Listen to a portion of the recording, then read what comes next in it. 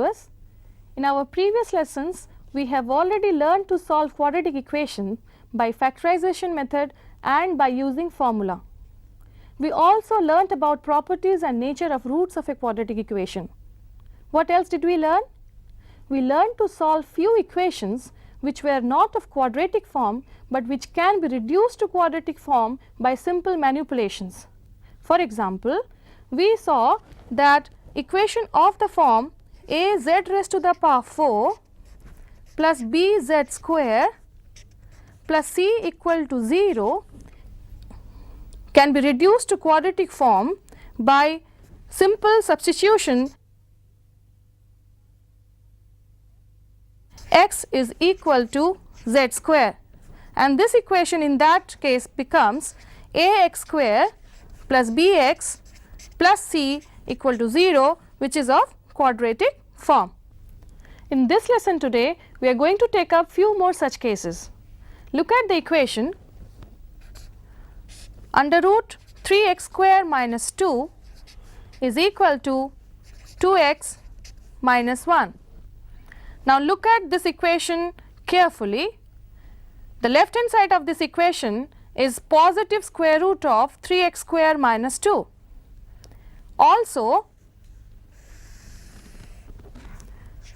3x square minus 2 should be non-negative because in real numbers there are no square root of negative numbers.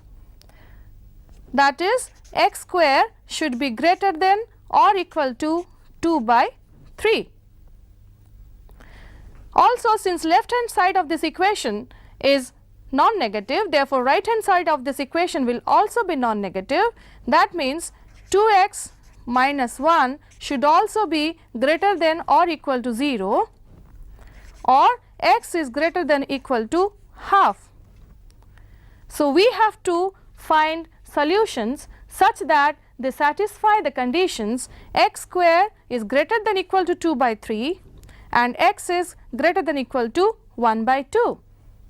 Now how do we remove this radical sign? Let us square both sides of this equation. What do we get? Let us see. The left hand side we get 3x square minus 2 on squaring, and the right hand side of the equation becomes 4x square minus 4x plus 1. Taking these terms to the right hand side of the equation, we get 4x square minus 3x square minus 4x plus 1 plus 2 equal to 0, which can be further simplified, and we get the final equation as x square minus 4x plus 3 equal to 0. Now this equation is of quadratic form, and we know how to solve a quadratic equation of this form. The factors of this equation will be x minus 1 into x minus 3 equal to 0, and hence the solutions of this equation will be x is equal to 1 and x is equal to 3. But do these values of x satisfy our condition x square greater than equal to 2 by 3 and x greater than equal to half? Let us see.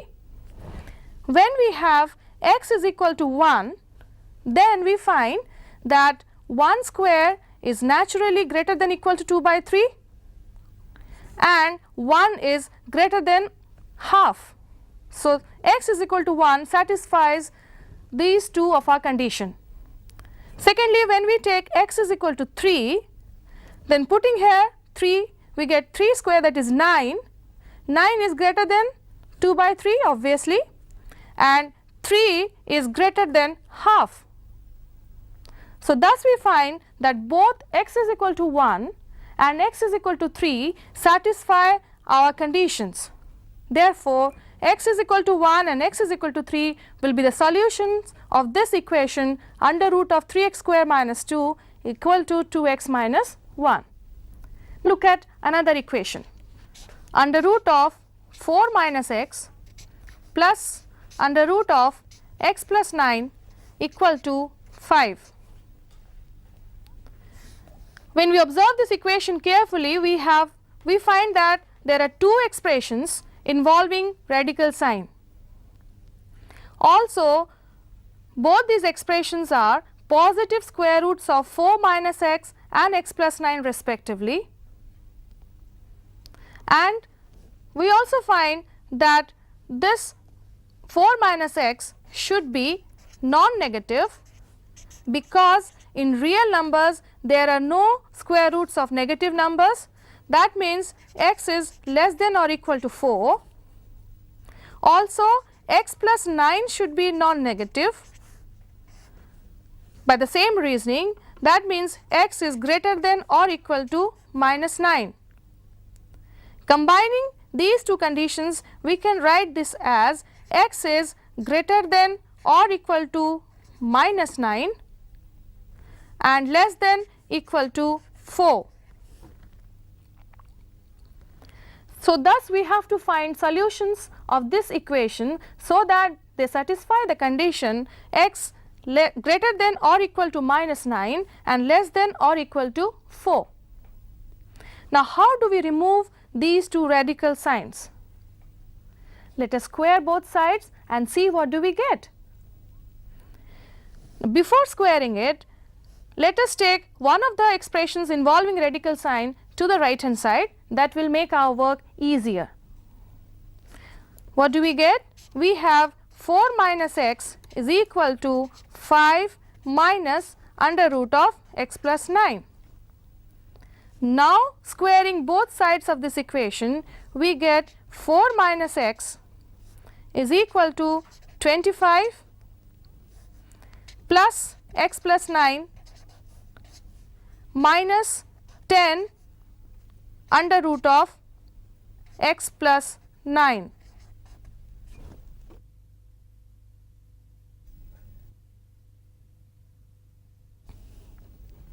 Now, taking these expressions to the left hand side, that means those expressions which do not have radical sign, to the left hand side we have 2x plus 30 is equal to 10 under root of x plus 9.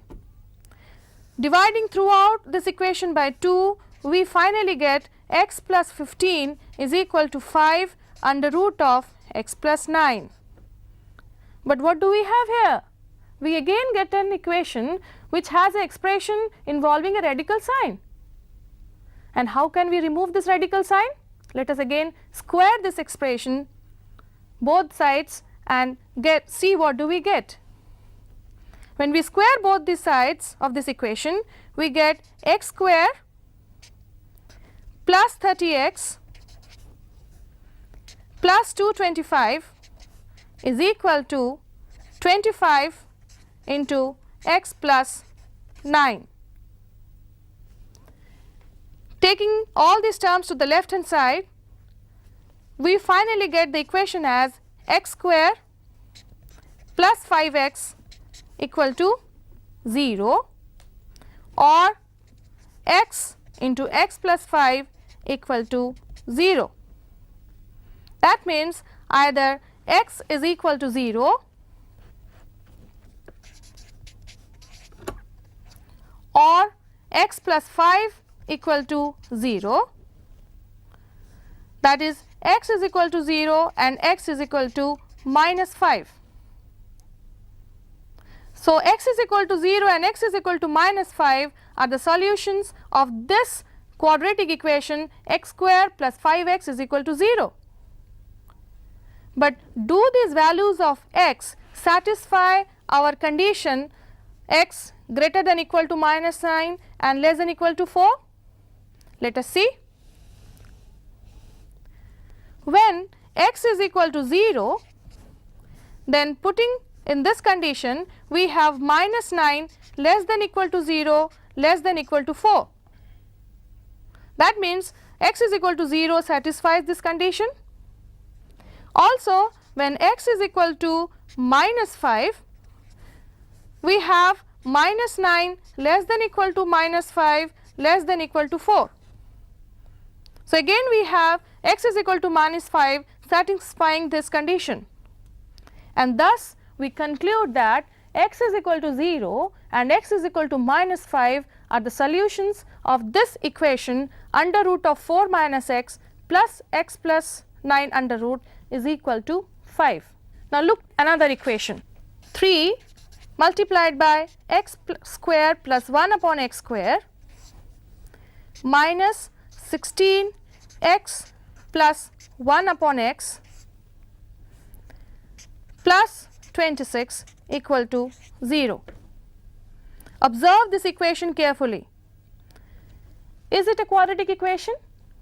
No, it is not. But the question is, can we solve this equation by reducing it by some manipulation to a quadratic form? Let us see. If we substitute y is equal to x plus 1 upon x, then what will be the value of x square plus 1 upon x square in terms of y? For that, let us square both sides of this equation. Squaring, we get y square is equal to x square plus 1 upon x square plus 2, or we get y square minus 2 is equal to x square plus 1 upon x square. Thus, we find that if we substitute x plus 1 upon x as y, then x square plus 1 upon x square will be y square minus 2. So, replacing x plus 1 upon x by y and x square plus 1 upon x square by y square minus 2, let us see what do we get. We get 3 times y square minus 2 minus 16y plus 26 is equal to 0. Removing this bracket, we get the final equation as 3y square minus 16y plus 20 is equal to 0. Now, this equation is of quadratic form. Can you tell what will be the factors of this equation? Yes, the factors of this equation will be y minus 2 into 3y minus 10 equal to 0, and hence we get two values of y, that is y is equal to 2 and y is equal to 10 by 3. But we want the value of x because the equation given to us was in x. So, again replacing this y by x plus 1 upon x, we get x plus 1 upon x is equal to 2. Now, we have solved equation of this type in our earlier lesson, that is equation of the form ax plus b upon x is equal to c, if you remember correctly, where x is not equal to 0. Now, solving this equation, we get x square minus 2x plus 1 equal to 0. The factors of this equation will be x minus 1 into x minus 1 equal to 0, or we get x is equal to 1, x is equal to 1, that means we get real and equal roots. Also, when we replace y as x plus 1 upon x, what do we get? X plus 1 upon x is equal to 10 by 3 in this case, and this equation becomes 3x square minus 10x plus 3 equal to 0. The factors of this equation will be 3x minus 1 into x minus 3 equal to 0, and hence we get x as 1 by 3 and x is equal to 3. So, we get 4 solutions of this equation. The solutions are x is equal to 1, again x is equal to 1, then x is equal to 1 upon 3 and x is equal to 3. Why do we get 4 solutions of this equation? Because if you look at this equation, x square plus 1 upon x square. That means this is a biquadratic equation and hence it will have 4 solutions. Thus we find that we can solve equation of the form a x square plus 1 upon x square plus b into x plus 1 upon x plus c equal to 0 by simple substitution x plus 1 upon x is equal to y. Similarly, we can solve equation of the form x square plus 1 upon x square plus b into x minus 1 upon x plus c equal to 0 by the substitution x minus 1 upon x equal to y, and in this case this equation will again reduce to quadratic form and we can solve that equation by our knowledge. Now look at another important type of equation. 9 x plus 2 minus 6 times 3 raised to the power x plus 1 plus 1 equal to 0. Now observe this equation carefully. Is it a quadratic equation? No, again it is not a quadratic equation. But can we reduce this equation to quadratic form? Let us see. Let us simplify this equation. We get 9 raised to the power x multiplied by 9 raised to the power 2 minus 6 times 3 raised to the power x into 3 raised to the power 1 plus 1 equal to 0. That is 81 into 9 raised to the power x minus 18 into 3 raised to the power x plus 1 equal to 0.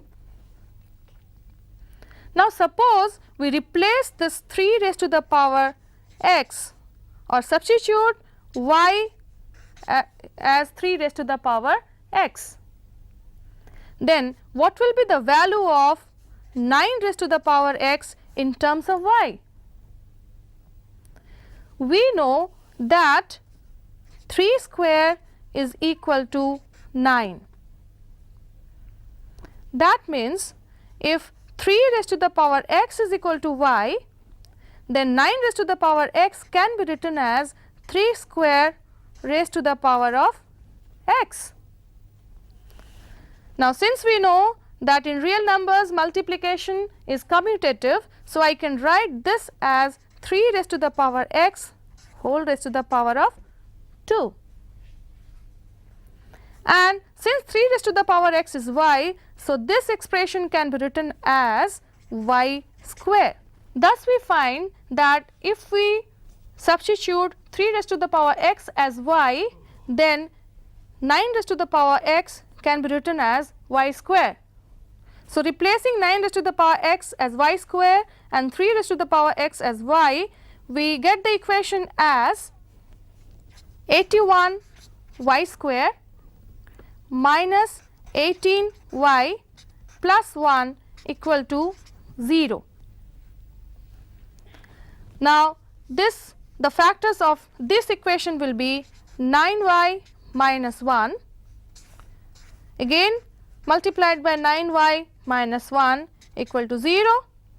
So in this case we get real and equal roots, namely y is equal to 1 upon 9. But again we want the solution in terms of x because the equation given to us was in terms of x. So what do? We replace this y by its original term, that is 3 raised to the power of x. So we get 3 raised to the power of x is equal to 1 upon 9, or now this 1 upon 9 can be written as 3 square, which can be further written as 3 raised to the power of minus 2, and thus we find that 3 raised to the power x is equal to 3 raised to the power minus 2. which implies that x is equal to minus 2. Hence, this equation 9 raised to the power x plus 2 minus 6 into 3 raised to the power x plus 1 equal to 0 has solutions x is equal to minus 2 and again x is equal to minus 2, that is real and repeated roots. So, we found that few equations which are not of quadratic form can be solved by reducing them to quadratic form by simple manipulations. But now the question is, why do we solve quadratic equation? Does the knowledge of solving quadratic equation help us in solving any problem from our day-to-day life? The answer is yes. Let us see how. Consider the problem. A train covers a distance of 300 kilometers at a certain average speed. If its speed were decreased by 10 kilometers per hour, the journey would take 1 hour longer. What is the average speed of the train? Now, let us suppose that we have to solve this problem. For that, we again have to see what we are given in this question and what do we have to find. The first thing we are given in this question is the distance covered by the train, that is equal to 300 kilometers. And then we are given that if the speed is decreased by 10 kilometers per hour, then the journey will take 1 hour longer and we have to find the average speed of the train. So, let us suppose that the average speed of the train is x kilometers per hour. Then we know that the time taken by this train in covering 300 kilometers of distance with the speed of x kilometers per hour will be equal to 300 upon x hours. But if the speed is decreased by 10 kilometers per hour, that means the new speed becomes x minus 10 kilometers per hour. Distance covered remaining same, the time taken in this case will be 300 upon x minus 10 hours. But according to the question, the time taken in this case is 1 hour longer than the time taken in the previous case. Now, in order to make these two timings equal, what do? We will write this equation as 300 upon x, but since this is 1 hour less, so we add 1 in order to equate it to the time taken by the train when its speed is decreased by 10 kilometers per hour. So, now this is our equation. And how do we solve this equation? 300 upon x minus 300 upon x minus 10 plus 1 equal to 0. Taking LCM, we get x into x minus 10, and here we have 300 into x minus 10 minus 300 into x plus x into x minus 10 equal to 0. Solving this equation